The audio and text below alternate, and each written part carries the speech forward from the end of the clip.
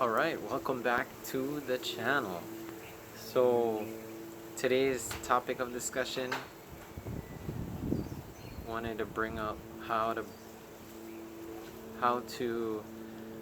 bring back bicycling into your middle of the week, work week.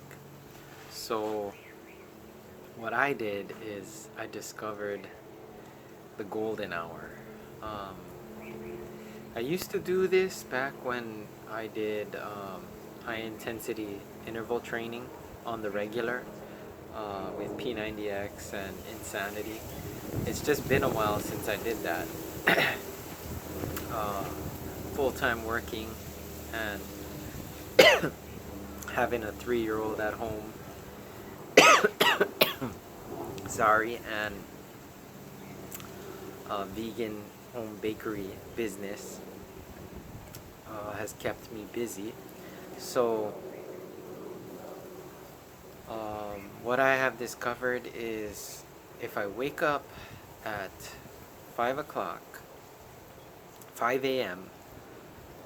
on days that I work the second shift, 2 to 8 p.m. or 12 to 8 p.m.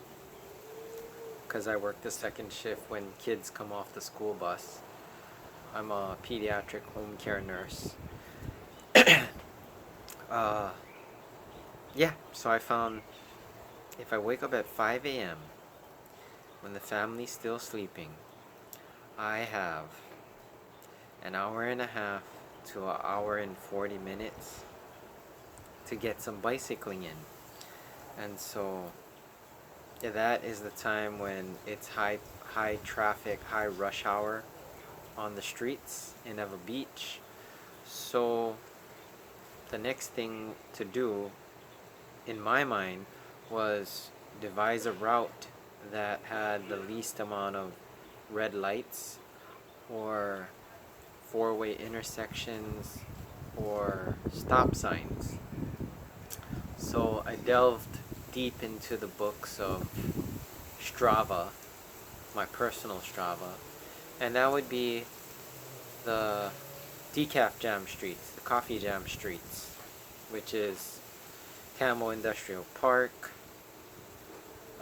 Barbers Point, the back roads of Eva Beach, and yeah, Iroquois Point, that's also a part of Eva Beach, where I live at.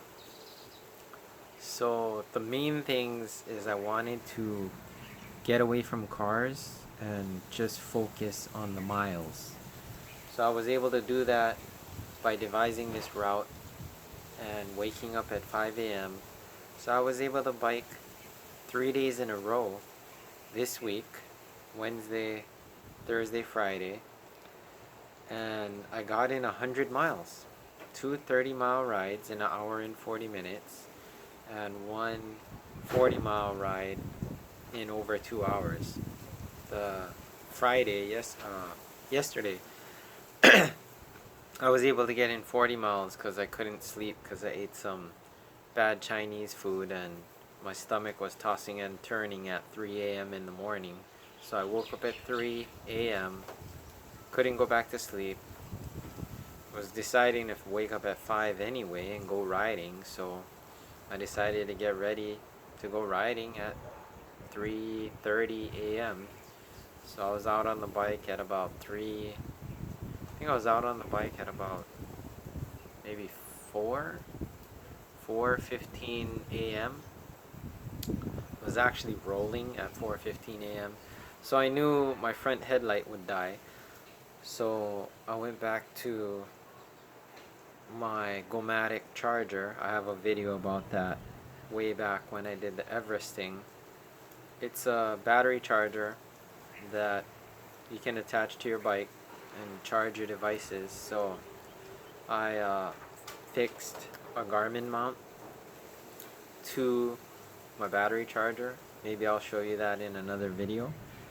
And put the quarter turn mount on the time trial bar and plugged it into my front headlight. But I found out you can't charge it and use the light at the same time. but it was fine. On the segments where I wanted to go fast, I put the brightness up to 800 lumens so I could see long distance, dodge all the potholes in glass, and then when I would recover, I would turn on my front blinky light that usually I have on the back of my helmet.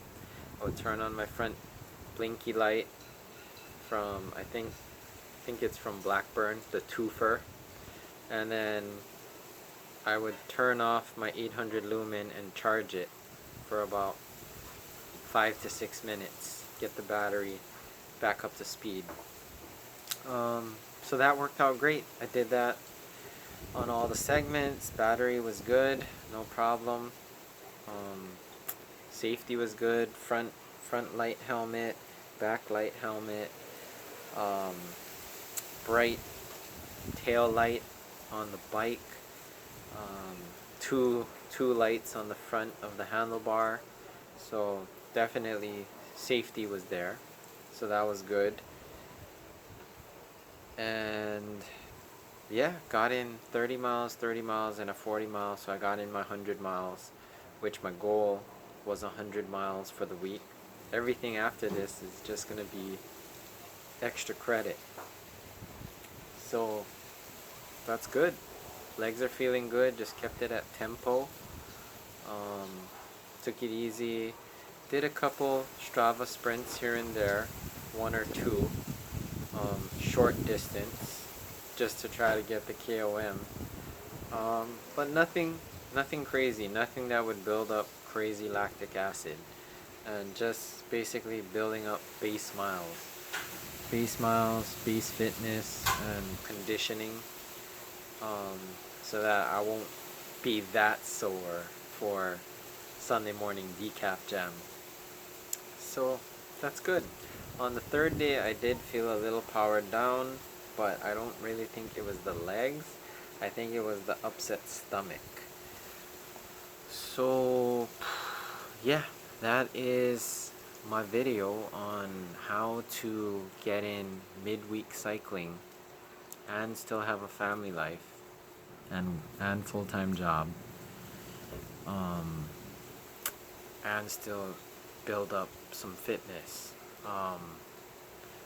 What else? I would like to ride daily at least 20 miles. I think that's a good sweet spot for me personally. If you're just starting out, probably maybe 10 miles.